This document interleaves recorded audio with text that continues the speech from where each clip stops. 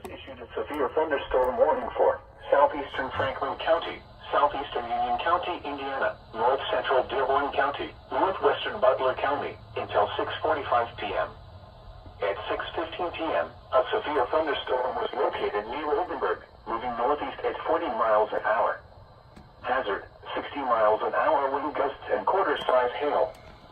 Source, radar indicated. Impact, minor hail damage to vehicles is possible. Expect wind damage to trees and power lines. Locations impacted include Hamilton, Oxford, Brookville, West College Corner, Dartown, Riley, Millville, St. Leon, Scipio, College Corner, Cedar Grove, Mount Carmel, Charlottesville, Mountain State Recreation Area, Mixersville, McGonigal, Sharptown, St. Charles and St. Peter. This includes Interstate 74 in Indiana between mile markers 158 and 159.